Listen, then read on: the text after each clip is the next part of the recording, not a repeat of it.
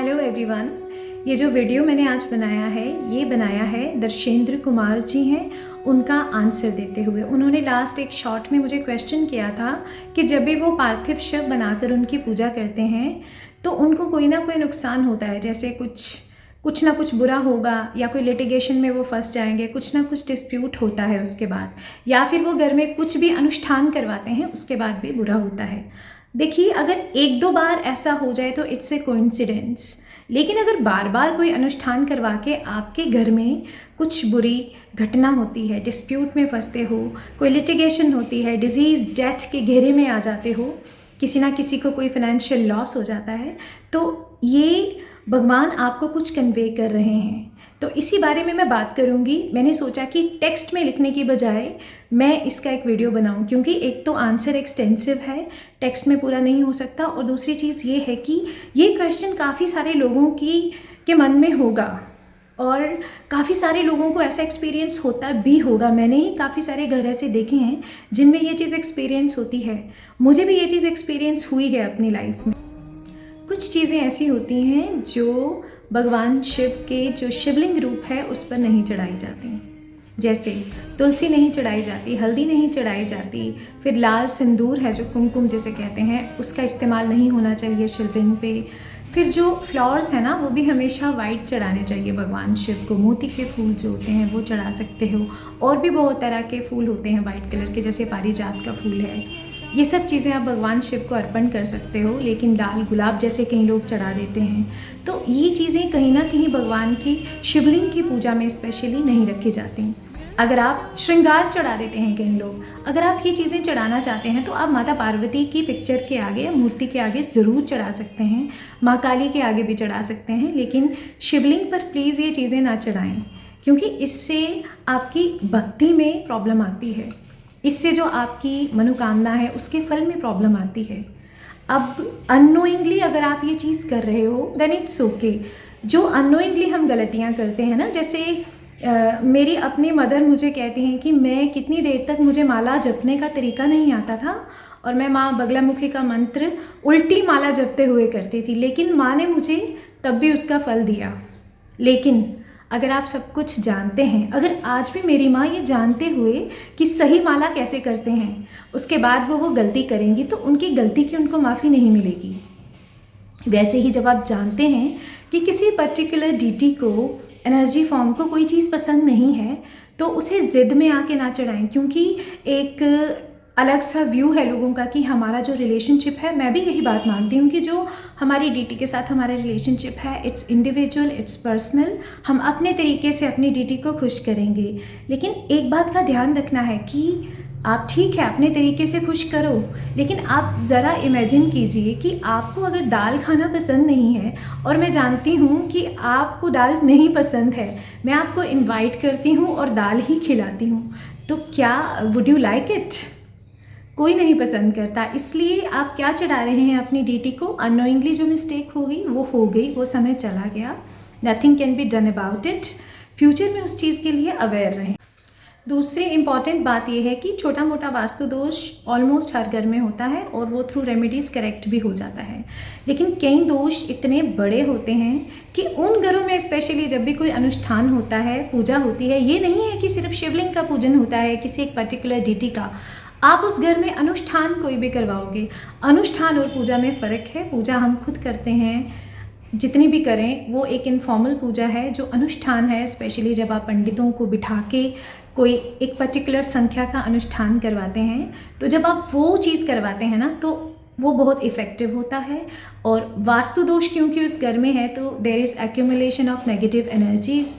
जब आप कोई पॉजिटिव पूजा वहाँ पे करवाओगे तो वो इतनी स्ट्रॉन्ग है कि उससे उनको तकलीफ़ होती है, और क्योंकि आपका वास्तु करेक्ट नहीं है उनको और ताकत मिल गई, वो तकलीफ़ में आई, उन्होंने आपको नुकसान दिया, और जो पूजा की थी वो उसने उनको छेड़ तो दिया लेकिन उसको क्योर नहीं कर पाई उस चीज़ को। ये वो हिसाब हो गया जैसे किसी को फीवर है तो उसको पैरासीटामोल देके उस फीवर को कम करना। आपको पैरासीटामोल नहीं देनी है फीवर कम करने के लिए, आपको उसे जड़ से पकड़ना है, जैसे एंटीबायोटिक जड़ से पकड़ती है।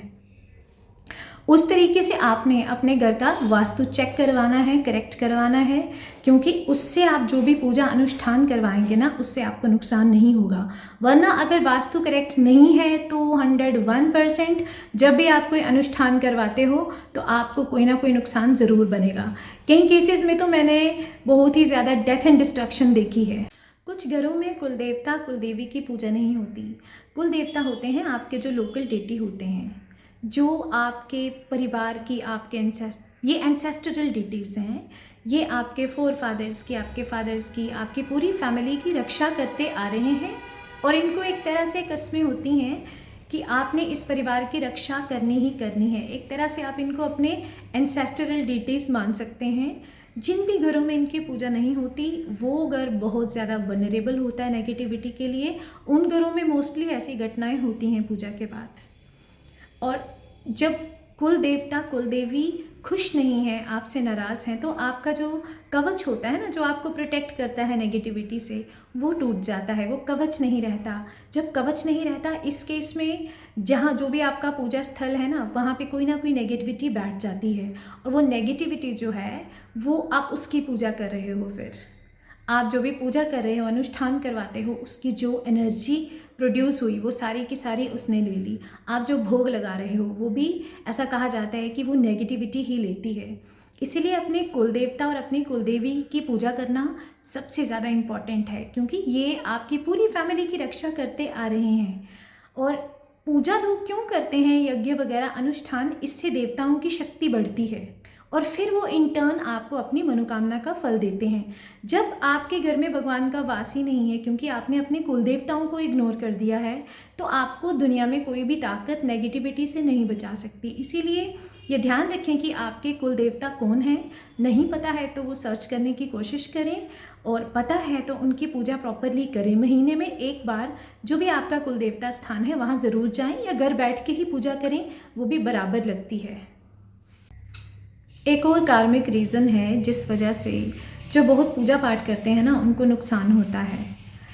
एज ए पर्सन, अगर आप एक नॉर्मल लाइफ चाहते हैं, you want to enjoy the material world also, अपनी इच्छा पूर्ति चाहते हैं, तो आपको हमेशा बीच में रहना चाहिए। ना ही बहुत ज़्यादा पूजा पाठी बनना चाहिए और ना ही बहुत ज़्यादा नास्तिक बनना चाहिए। हमेशा थोड़ा बीच में रहना चाहिए। हाँ, if your goal is towards enlightenment, आप एनलाइटनमेंट चाहते हैं अपनी लाइफ में, तो एनलाइटनमेंट का रास्ता जो है वो अनुष्ठान नहीं है, वो है डिटैचमेंट। और डिटैचमेंट के रास्ते में हमेशा आपसे आपके रिलेशनशिप्स दूर होंगे, आपको नुकसान होंगे। भगवान आपको उस हर चीज़ से डिप्राइव करेगा जो आप एंजॉय कर रहे हैं, चाहे आपके रिलेशनशिप्स हैं, चाहे आपके कोई मटेरियल प्लेजर्स हैं, आपका घर है, आपकी ज़मीन है, आपकी गाड़ियां हैं। आप कहीं ना कहीं अपने सुखों से डिप्राइव होते हो, तब आप कहीं ना कहीं स्पिरिचुअलिटी की तरफ जाते हो। तो जो लोग बहुत ज़्यादा पूजा पाठ करते हैं, तो ऐसा कहा जाता है कि उनके जो कर्म है ना, क्योंकि हम सभी एक कर्मों का बैगेज लेके साथ में आए हैं, वो जो कर्म है ना वो एक्टिव हो जाते हैं। वो बैग जो है वो जल्दी जल्दी खाली होना शुरू हो जाता है। अब इस चीज़ को मैं इस तरीके से समझाती हूँ। फॉर एग्ज़ाम्पल, मैंने पिछले जन्म में किसी को बहुत तकलीफ़ दी हुई है, किसी को जानबूझ के एक्सीडेंट किया हुआ है, या कुछ भी किसी को किसी वे में नुकसान किया हुआ है। मैं वो अपने बैगेज में अपने पाप लेके आई हूँ, और भी बहुत सारे पाप मैं अपने साथ लेके आई हूँ पिछले जन्म से।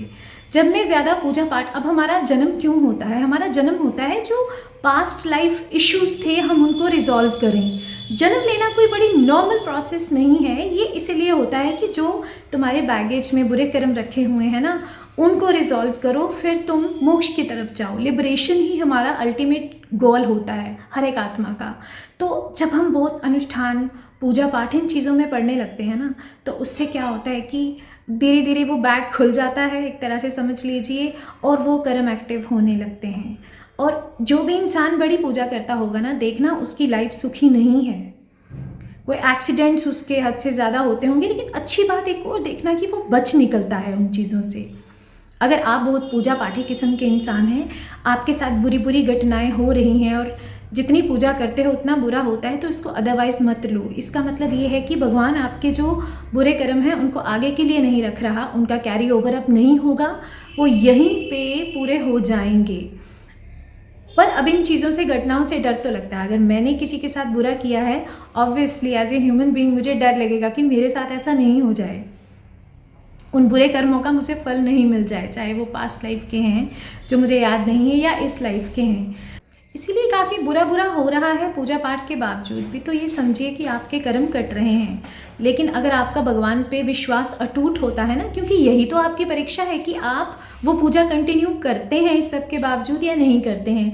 अगर आप भगवान के इस टेस्ट को पास कर लेते हैं ना, और अपना अटूट विश्वास बनाए रखते हैं कि ठीक है मैं प्रॉब्लम में हूँ लेकिन मैं यहाँ से निकल ज़रूर जाऊँगा, इतनी विल आप में है, इतना विश्वास आपको अपनी ड्यूटी पे है, अपने भगवान पे है ना, और अपने आप पे है ना, तो भगवान आपको बुरा होने से बचा लेते हैं। जैसे मैं पहली वीडियोस में भी कहती हूँ कि जो विश्वास है ना, ये बहुत बड़ी चीज़ होती है। आपको अगर तलवार का दर्द मिलना है तो वो सुई का दर्द तो होके रहेगा। पूजा पाठ जब ज़्यादा करते हैं तो वो सुई के दर्द से आपका कर्म कट जाता है, और इस तरह से इंसान लिबरेशन के रास्ते पे जा सकता है।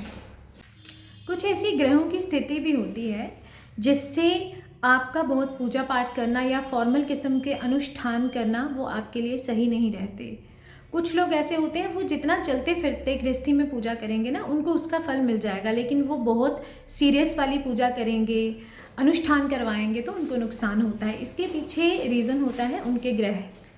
जिस भी इंसान को आप देखोगे 9th हाउस में राहु है, जो भी आपकी लगन कुंडली है उसमें 9th हाउस चेक करें, अगर आपको वहाँ राहु देव बैठे हुए हैं तो उस इंसान को कभी भी जो फॉर्मल पूजा है, बड़े बड़े अनुष्ठान हैं और रिपीटेडली ये चीज़ें करवाना, ये कभी भी उसके सफल नहीं होंगे और उसको 101% नुकसान होगा। लगन में राहु बैठा है, पर्सनालिटी का हाउस है, पहला घर है, उस इंसान को भी इनफॉर्मली पूजा करनी चाहिए, बहुत ज़्यादा अनुष्ठान नहीं घर पे करवाने चाहिए। बृहस्पति चौथे घर में है, 7वें भाव में है, तो वो इंसान भी अगर घर में इवन की मंदिर बनाएगा और उस मंदिर में पूजा करेगा तो उसको उस पूजा का फल नहीं मिलता और कहीं ना कहीं वो मटेरियल वर्ल्ड से दूर हो जाता है, उसको हानि होना शुरू हो जाती है। तो कुछ ग्रहों का भी ऐसा होता है। अब इस केस में क्या करना होता है, अगर आपको ऐसे ग्रह हैं तो आपको जितना हो सके मेडिटेशन वगैरह, रिलैक्सेशन, क्रिया योगा या जो भी साइंटिफिक टेक्निक्स है ना एनलाइटनमेंट के लिए, उनको प्रैक्टिस करना चाहिए रैदर देन अनुष्ठान, क्योंकि आपकी किस्मत में वो वाले अनुष्ठान जो हैं वो नहीं है करना। और अगर आप बहुत ज़्यादा पूजा पाठ में पड़ जाते हो तो ये आपको नुकसान देता है। 9वें भाव में बैठा हुआ, पहले भाव में बैठा हुआ राहु, आपको कहीं बीच में रहना है। बिल्कुल नास्तिक हो जाओगे तो भी ये आपको नुकसान दे देगा, और ऐसा इंसान बिल्कुल ही पूजा पाठ की तरफ चल जाता है, अपनी रिस्पॉन्सिबिलिटीज़ को, अपने जो रोज़मर्रा के काम हैं उनको स्किप करके, तो उसको उससे भी नुकसान होता है। अब किसी को भी अगर पूजा पाठ के बाद नुकसान होता है, चाहे वो वास्तु की वजह से हो रहा है, ग्रहों की वजह से हो रहा है या नेगेटिविटी की वजह से, किसी भी वजह से हो रहा है, तो एक चीज़ उसे ज़रूर करनी चाहिए। स्पेशली जो लोग लिटिगेशन में फंस जाते हैं, जैसे दर्शेंद्र जी ने मुझे बताया, तो उन लोगों को बगलामुखी माता ज़रूर विज़िट करना चाहिए। ये कांगड़ा में है, वहाँ जाके पूजा ज़रूर करवानी चाहिए, क्योंकि पूजा करके आपका वो कर्म एक्टिव हो गया है और वो रिजोल्यूशन चाहता है, आपने उसको रिजॉल्व नहीं किया है, इसलिए वो बार बार आपकी लाइफ में वो घटना रिपीट हो रही है। पूजा करवाइए आप घर में, कोई इशू नहीं है, अपने वास्तु वगैरह करेक्ट कराइए, जो भी चीज़ें मैंने कही वो करिए। साथ में जब भी आप फंस गए प्रॉब्लम में तो माँ बगलामुखी का मंत्र खुद करें, या बगलामुखी जाके आप यज्ञ ज़रूर करवाएं, वहाँ जाके पूजना ज़रूर करवाएं, क्योंकि अगर आप सही हैं तो देवी आपका साथ ज़रूर देंगी। आई होप ये वीडियो आपको पसंद आया और काफ़ी सारे लोगों के जो डाउट्स हैं वो भी क्लियर हुए होंगे।